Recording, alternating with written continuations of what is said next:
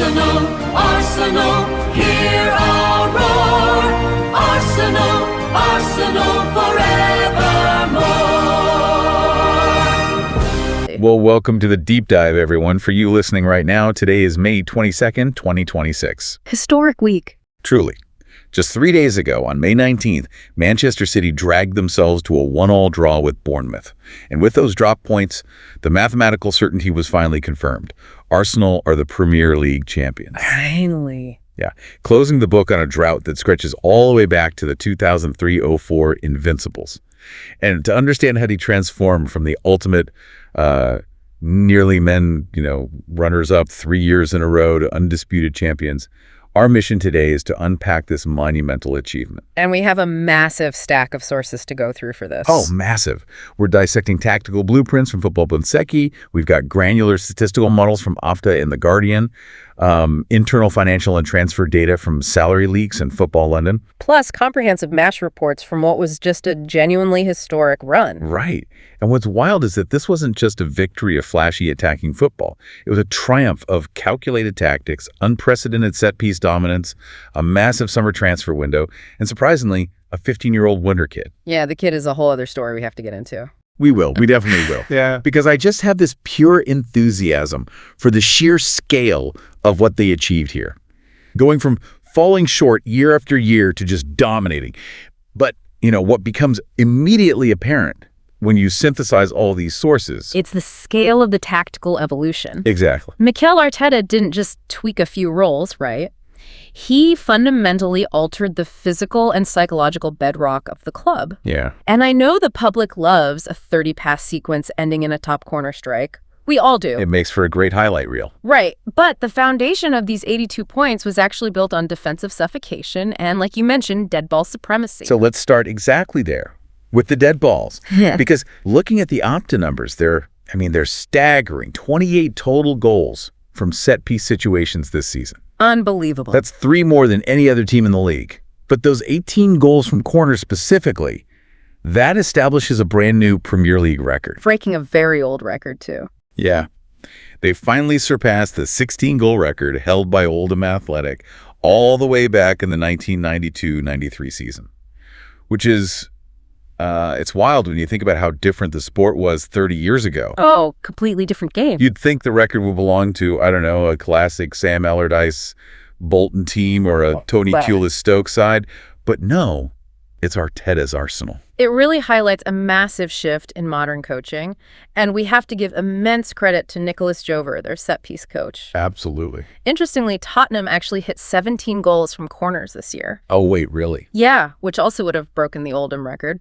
But Arsenal stayed just that one crucial step ahead, and they did it by completely redesigning the mechanics of the penalty area. When I watch Jover's routines, I find myself thinking about American football. That's a great comparison. Right, because in the NFL, you have an offensive coordinator designing these highly specific choreographed routes. It's not just lofting the ball into the mixer and hoping your tallest guy wins the header. Not anymore, no. You've got a tight end blocking here. A receiver running a crossing route to drag the safety away. And it's all to isolate one man in a pocket of space. Do you think set pieces have become like the ultimate Moneyball hack of modern football? It's the purest margin gainer available in the sport today. Margin gainer, yeah. Think about it. A dead ball situation is literally the only moment in a 90-minute match where you have absolute, unadulterated control over the environment. The ball is stationary. Exactly. You dictate the timing, the delivery trajectory, the initial positioning. Jover treats the opposition's penalty area precisely like an NFL red zone. But instead of just running routes, he utilizes basketball-style screen actions. Right, but wait. Screen actions are technically supposed to be illegal in football, aren't they? You can't just block a defender. Well, you can't overtly shove them. That'll get called. Yeah. But Jover has mastered the dark art of the accidental collision. You'll see Ben White or Christian Mosquera casually backpedal into the path of the opposition's most dominant aerial defender, just casually wandering into their way. Right. They aren't tackling them. They are just legally claiming a patch of grass right as the ball is delivered. And that half second of obstruction, that tiny physical barrier, it completely prevents the defender from getting a clean jumping lane. Wow. And that allows a player like Gabriel or Victor Gyökeres a free, uncontested leap at the back post. Which is deadly. Yeah, because when you are playing against a low block that refuses to give you any space in open play, a corner kick isn't just a chance anymore. It is a meticulously engineered sequence designed to guarantee a high-value shot. Okay, so you have this highly optimized attacking weapon, right? Yeah. But it's completely moot if you're leaking goals at the other end. Oh, 100%. And the narrative for years, the big criticism, has been that Arsenal eventually crumbles under pressure. The structural integrity fails when the lights get too bright. The classic late-season collapse. Exactly. But the run-in this year, the final 10 games of the season, the sources tell a completely different story. They really do, because the defining sequence of the season actually happened in late April. Arsenal traveled to the Etihad and suffered a really gritty 2-1 defeat to Manchester City. Right, and historically, that is the exact inflection point where the psychological collapse begins. Yes, the media narrative was already being written, here we go again, But they didn't collapse. Not at all. They completely locked down 4 straight games following that defeat without conceding a single goal. Yeah. And these weren't like comfortable 4-0 blowouts where they could coast. No, these were dogfights. Yeah, they ground out incredibly tense 1-0 victories against Newcastle, West Ham, and Burnley. Which is huge. Because those are the types of matches where a single missed tackle or a momentary lapse in concentration just costs you the title. And this brings us to the tactical framework that allowed them to survive those high-wire acts. The Football Bonseki analysis does a phenomenal job breaking down their out-of-possession structure here. Yeah, they highlighted the 42 pressing shape. Exactly, the 4-2. Now, for you listening, anyone who watches the Premier League understands the basics of a 4-4-2 or, a 4-3-3 block. But this D, the diamond in the midfield, is a massive departure from just a flat line of midfielders. How exactly does this geometry choke the life out of an opponent's buildup? It's basically a localized trap, and honestly, it's arguably Mikel Arteta's tactical masterpiece this season. High praise. I mean it. So the D signifies a vertically staggered midfield. Instead of 4 players standing side by side, you have a defensive anchor at the base, 2 central midfielders slightly wider and higher, and then an attacking midfielder at the tip. Okay, making a diamond shape. Right. But the entire mechanism is actually triggered by the striker, usually Gyökeres or Kai Havertz. So the striker is essentially the tripwire for the whole trap. Exactly. When the opposition center back receives the ball, the Arsenal striker doesn't just sprint directly at him. He initiates what we call a curved run. A curved run. Right. He sprints in an arc, intentionally positioning his body to completely sever the passing lane to the other side of the pitch.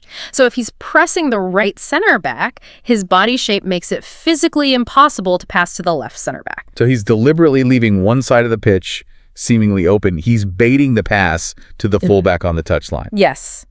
He literally cuts the pitch in half, and the moment the ball is forced out wide to that fullback, the diamond midfield snaps shut like a bear trap. Wow. Because Arsenal already knew the ball was going there. They've preloaded that side of the pitch. Right. So the ball side central midfielder pushes up, the winger aggressively pinches inward to cut off the pass down the line, and the defensive anchor slides over to cover any inside escape route. So suddenly that opposition fullback looks up and realizes he is completely surrounded by 3 Arsenal players with 0 passing options. He's suffocated. It creates an artificial numerical overload in a very confined space. You're turning a massive 100-yard pitch into a 20-yard telephone booth. I love that analogy, yes. And once they win the ball back in that telephone booth, they are immediately 30 yards from the opponent's goal against a completely disorganized defense. So it's defensive structure acting as their primary playmaker. Precisely. But Bonseki also highlights how they defend deep in their own penalty area, especially when dealing with crosses from the wide areas. Yeah, they're box defending. Arsenal utilizes a very strict man-to-man system in the box. Everyone grabs a dance partner while the ball-side center back attacks the space. But man-to-man in the modern game, I mean, it feels incredibly risky given how agile and fluid attackers are now. It is. It requires an unbelievable level of cognitive focus and physical dominance. When it works, it completely neutralizes crosses because every attacker has a body glued to them. Right. But the fatal flaw of a strict man-to-man system is that it can be manipulated by intelligent movement. How so? Well, if the opposition forwards make coordinated, crisscrossing runs, They can force the Arsenal defenders to literally run into each other, creating picks. Or they can drag a crucial center back entirely out of his zone. And we saw that exact vulnerability exploited in the EFL Cup final against City, didn't we? Unfortunately for them, yes. Arsenal lost that game 2-0, and the tactical autopsy of that match was brutal. It really was. City just systematically dismantled the man marking. You've had Jeremy Doku and Bernardo Silva executing these complex, weaving runs that pulled Gabriel completely out of the central channel. Oh, wow. Yeah, and by dragging the most dominant aerial defender away from the 6-yard box, City created a massive void right in front of the goal. And then individual errors compounded the structural breakdown. Exactly. It proved that if a team has the technical quality to manipulate the marking assignments, the 4-D2 defensive block can shatter. But, over the course of a 38-game marathon, the system held up beautifully. And a massive reason for that is William Saliba. Oh, Saliba is immense. Because when you play this high-octane, front-foot defensive style, you are inherently leaving acres of space behind your back line. You need a center back who can cover that ground. But Saliba operates completely differently than a traditional covering defender. He does. Saliba is the ultimate fail-safe, but he's a proactive fail-safe. Okay, unpack that. Well, in a normal system, the center backs hold the line. They wait for the play to come to them. Saliba aggressively steps out to press between the lines. If an opposition striker drops into a pocket of space in the midfield to receive a pass, Saliba will completely abandon the defensive line, jump right onto his back, and prevent him from turning. Which requires supreme confidence, right? Because if he misses that tackle, or if the striker spins him, there's nothing between the attacker and David Raya. It's high-stakes gambling, absolutely. Yeah. But his anticipation, his acceleration, and just his sheer physical power mean he almost never loses those duels. Yeah. His ability to win the ball high up the pitch is what allows Arsenal to constantly squeeze the play, keeping the opposition permanently trapped in their own half. So if Saliba is winning the ball back that high up the pitch, they're suddenly in possession against a disorganized defense. But how does Raya and the midfield instantly capitalize on that chaos? Because, you can't just rely on transitions, right? No, you definitely can't. You have to be able to build out from the back against a set defense, too. Especially since every team in the Premier League knows how to press now. Yeah. The transition from defense to possession has to be seamless. And for Arsenal, it all revolves around the tactical fluidity of their double pivot, Declan Rice and their marquee midfield signing, Martin Zubimendi. Let's look at the mechanics of this build-up. So picture this. David Raya has the ball at his feet. The opposition commits 4 men forward to press. Zubimendi is stationed as the deep single pivot. How do they dissect the press without just launching it long and praying? So Zubimendi acts as the metronome. He possesses what Spanish football calls la pausa. La pausa. The pause. Exactly. It's the ability to hold on to the ball for an extra fraction of a second, drawing the pressing player in before releasing the pass. Naturally, because he is the central nervous system of the team, the opposition will assign a player to aggressively man-mark him. They want to cut off Raya's most obvious central passing option. Makes sense. But Arsenal uses that aggression as a weapon, right? Yeah. This is where the concept of the third man comes into play. Yes. The third man concept is the absolute cornerstone of positional play. When Zubimendi is heavily marked, he essentially sacrifices himself to occupy that defender. He's the decoy. Right.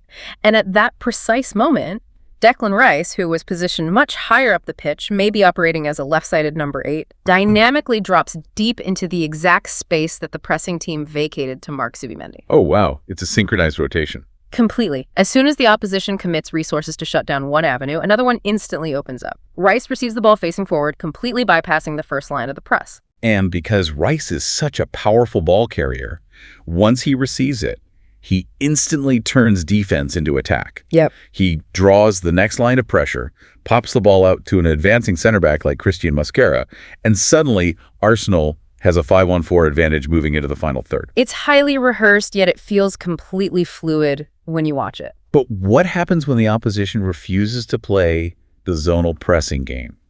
Like what happens when a team decides we aren't going to just press your pivot, we're going to press everyone everywhere? The full press. Yeah.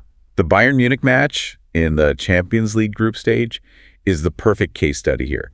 Bayern deployed a relentless, full-pitch man-to-man press. They did, and that match really highlighted Arteta's evolution as a manager. Because in the past, that might have broken them. Absolutely. If you are a dogmatic, possession-obsessed coach, a man-to-man press can destroy you because you stubbornly try to play short passes through heavy traffic. Yeah.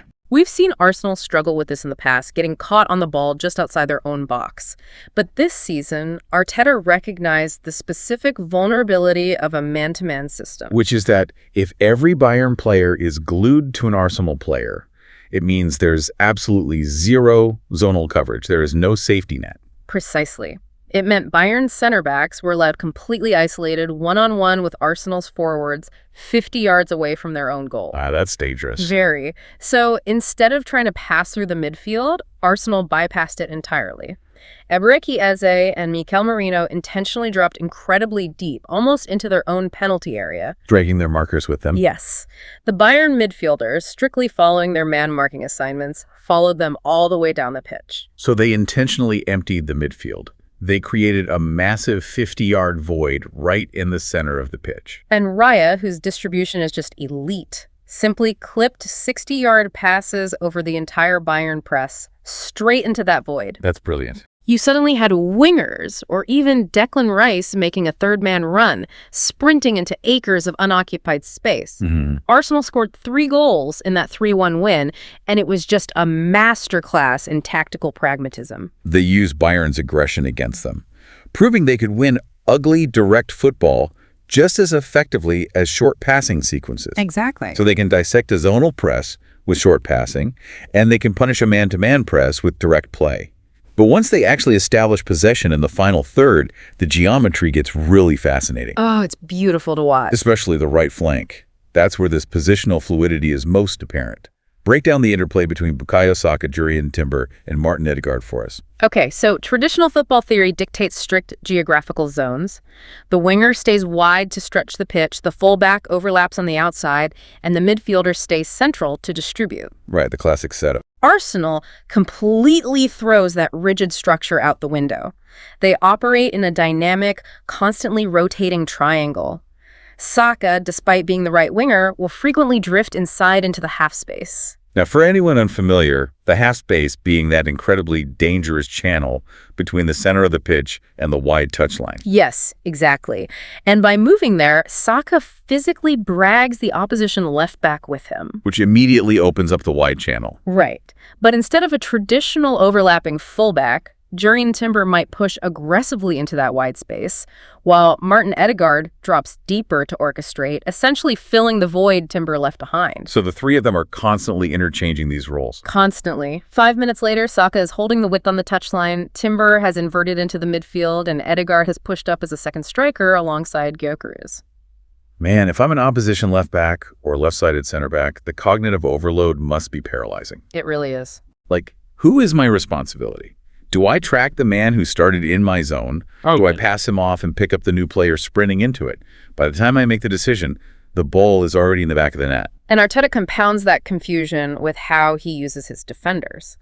The Bonseki tactical breakdown highlights the aggressive use of underlapping runs. Now, why is an underlap so much more devastating than a traditional overlap? We see Timber or Ricardo Calafiori on the left side suddenly sprinting directly into the opponent's penalty box through the center. Well, an overlap goes around the outside of the defensive block. It's dangerous, sure, but it keeps the play in front of the defense. An underlap pierces directly through the heart of the defensive structure. Right through the middle. Yes. When a fullback suddenly abandons the touchline and sprints through the half space into the penalty area, he forces the opposition to make a split-second high-stakes decision. Does the opposition winger track him all the way into the box? If so, the winger is exhausted and out of position for a counterattack.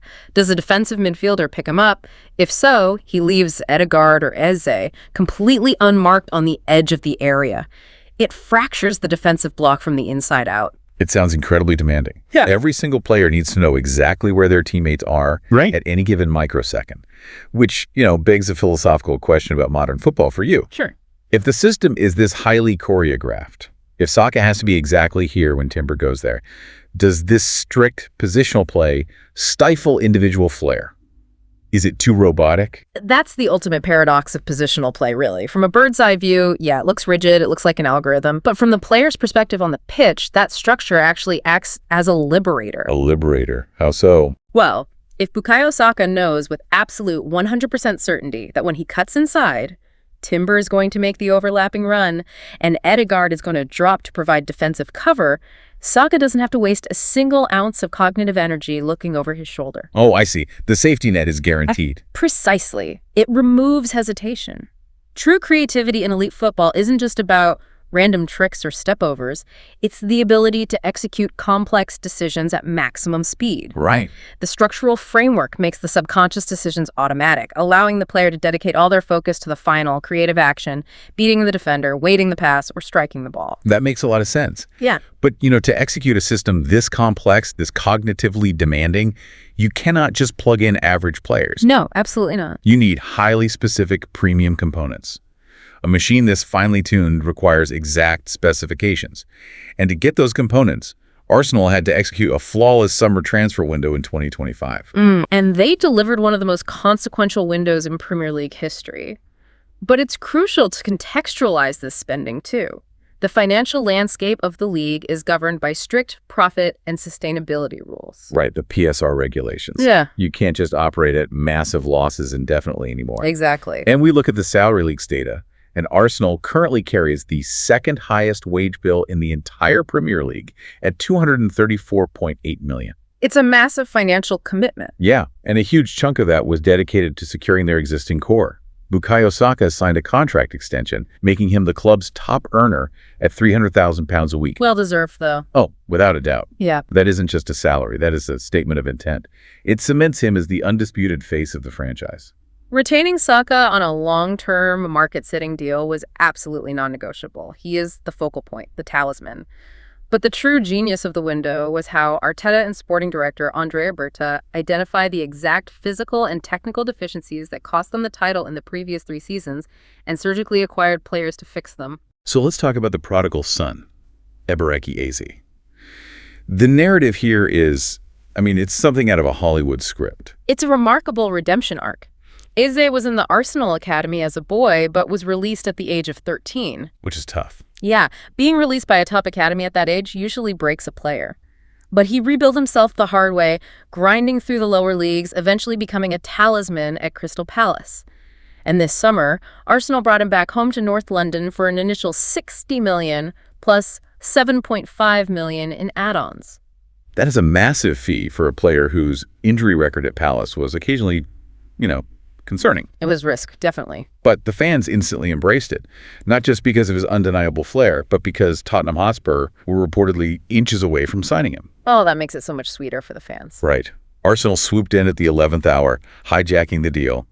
It immediately evoked memories of Ian Wright's legendary move from South London to North London. The psychological boost of stealing a target from your bitter rivals is immense, and Eze repaid every single penny of that transfer fee on November 23rd, the North London Derby. Arsenal hosting Tottenham at the Emirates. Oh, the 4-1 thrashing. Walk us through what he did in that match. It was just a masterclass in attacking midfield play. He was utterly unplayable. He scored just before halftime, picking the ball up deep, driving past 2 Spurs midfielders and drilling it into the bottom corner to make it 2-0. Beautiful goal. Yeah, and immediately after the break, he scores his second from a brilliantly worked set-piece routine. Richarlison manages to pull one back for Spurs, giving them a glimmer of hope. But then, in the 78th minute, Eze completes a legendary hat-trick, finishing off a sweeping counterattack. Wow. 3 goals against the rivals who thought they had signed him months prior. It was the moment he officially etched his name into Arsenal folklore. He provided the unpredictable magic, that ability to break a low block with individual brilliance. But magic alone doesn't always translate to consistent points over a grueling winter schedule. That's right. And the prevailing critique of Arsenal over the last few years was that they played gorgeous, intricate football, but they lacked a ruthless, cold-blooded killer in the penalty box. They didn't have a true number 9 who could guarantee 20 goals. So they went to Sporting CP. Victor Gyökeres. Yep.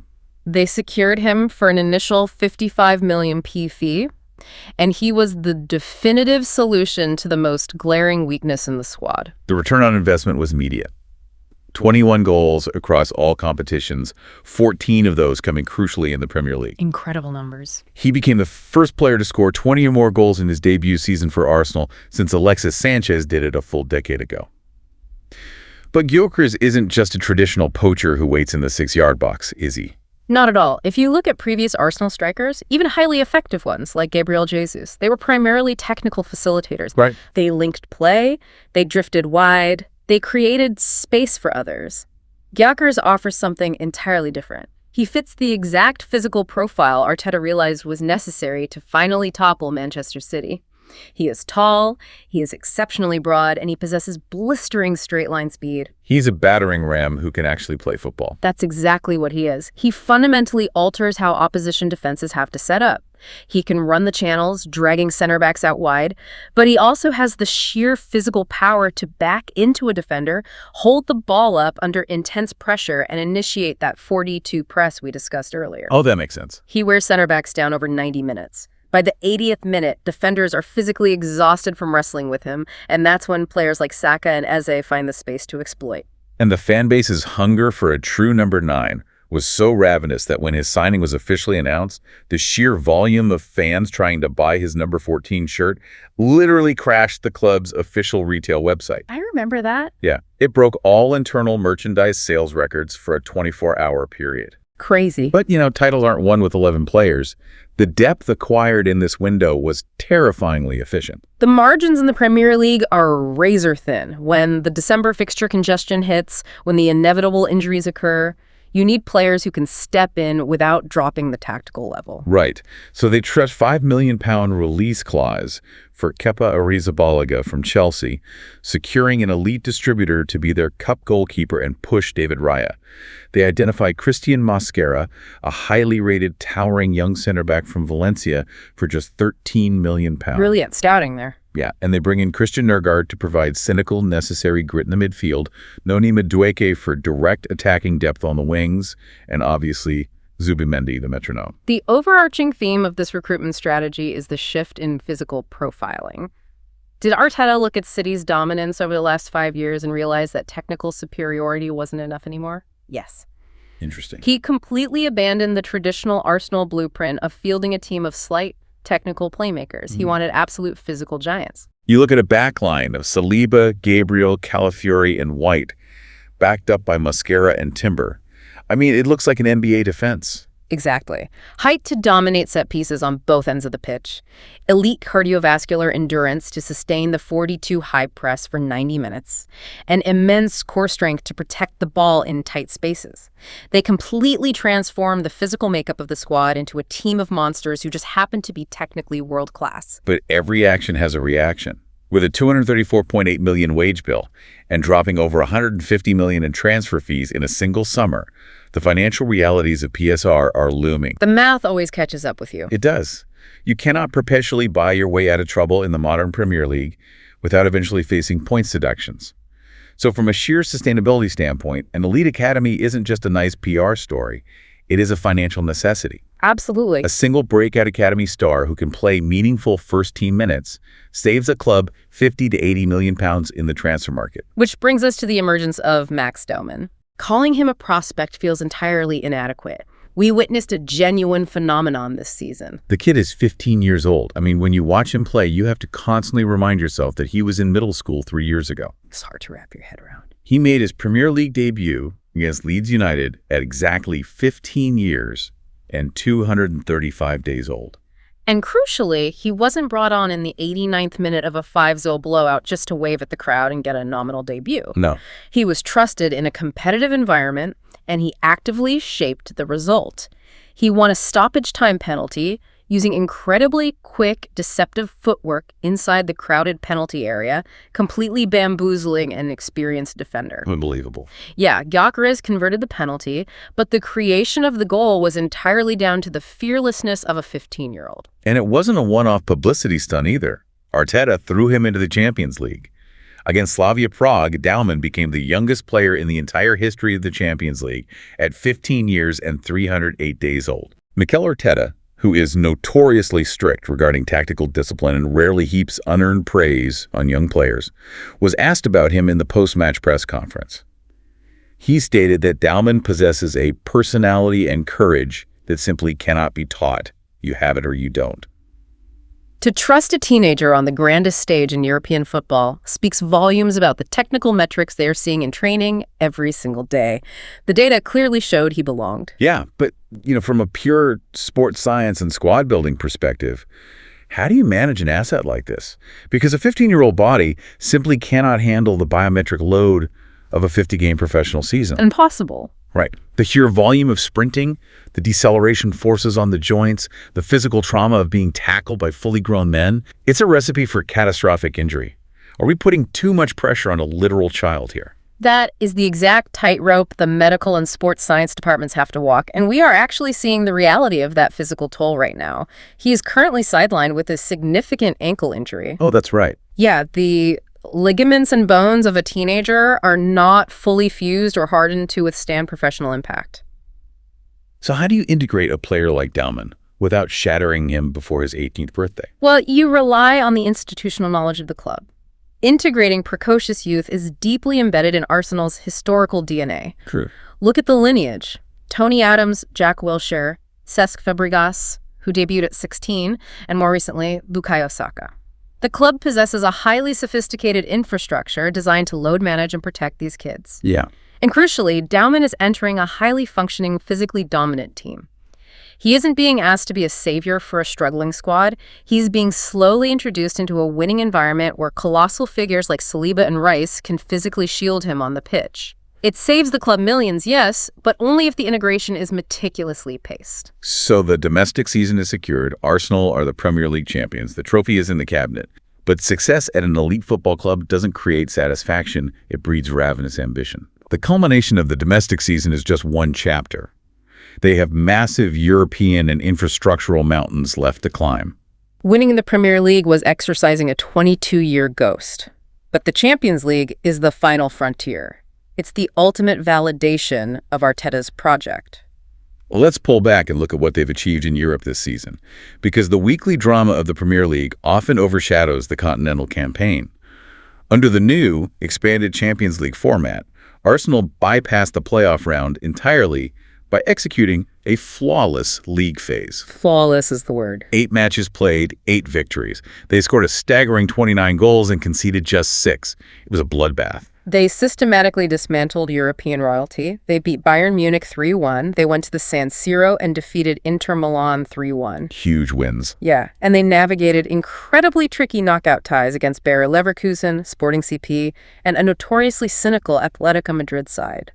It wasn't just a run to the final, it was a procession of dominance that proved their tactical framework scales perfectly against elite European opposition. And now, it all funnels down to Budapest, May 30th. 8 days from now.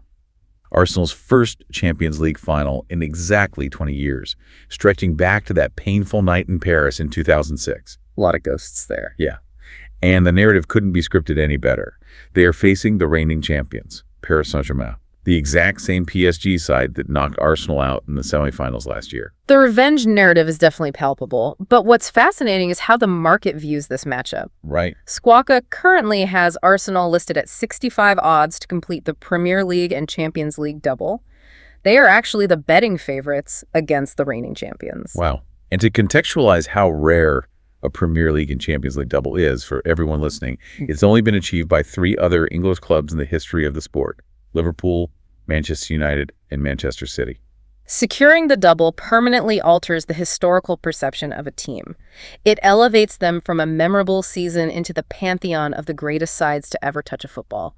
It is the dividing line between a great squad and a historic dynasty. But the ambition to build an empire isn't just restricted to the grass. You need the infrastructural horsepower to back it up. Yes, you do. The sources from Football Ground Guide reveal that Arsenal is currently in active talks with the architectural firm Populous to dramatically expand the Emirates Stadium. Populous is the undisputed heavyweight in modern stadium architecture. They are the firm responsible for the Tottenham Hotspur Stadium and the new Wembley. And the objective is obvious: increase capacity to match the 80,000-seat behemoths across Europe, and thereby massively increase matchday revenue to remain compliant with PSR while spending aggressively. Naturally. But the report indicates that major structural renovations of the roof and upper tiers might require Arsenal to temporarily relocate while construction takes place. Is the financial gain worth the cultural disruption? I mean, moving stadiums, even temporarily, feels like a massive risk. We saw how deeply Tottenham struggled with their identity and their home form when they were forced to play at Wembley during their construction phase. It is a colossal, calculated gamble. The Emirates has, finally, after nearly 2 decades, become a genuine fortress. Right. The acoustic atmosphere over the last 3 years has been completely transformed by the fans. It is an intimidating place for opposition teams to visit. Relocating, breaking that routine, severing that localized connection with the surrounding Islington area, it fundamentally disrupts the psychological advantage of playing at home. Yeah. However, from an executive standpoint, standing still financially is synonymous with moving backwards. To maintain a $234 million Naira wage bill and compete with state-backed clubs, you need a stadium that generates maximum yield. It's a painful trade-off between short-term atmospheric disruption and long-term financial supremacy. It is the brutal cost of building a sustainable empire. So looking at the entire tapestry of this achievement, it took 562 days spent at the top of the Premier League table over the last 3 painful, agonizing seasons to finally culminate in this 14th top-flight title. An incredible journey. It wasn't magic. It was the product of a massive tactical evolution, shifting from pure possession to a suffocating 42 press. It required a flawless transfer window that prioritized imposing physical profiles over mere technical ability. And it was all anchored by an unbreakable defensive structure and a weaponized set-piece playbook. It really is a triumph of engineering and design just as much as it is a triumph of athletic talent. But as we look toward the immediate future of English football, there is one final, incredibly provocative detail hovering over the landscape. The shifting of the tectonic plates in Manchester. Exactly. At the conclusion of this season, Pep Guardiola is officially leaving Manchester City. Wow. The architect of Arsenal's suffering, the ultimate final boss, is finally exiting the stage. And with his departure, Mikel Arteta, the man who spent years sitting quietly beside him on the City bench as an assistant, learning the dark arts of winning, is set to become the longest-serving manager currently operating in the Premier League. That's a wild shift in power. That Eastern cannons fired before 100 years of peace and war. We wear the red and white.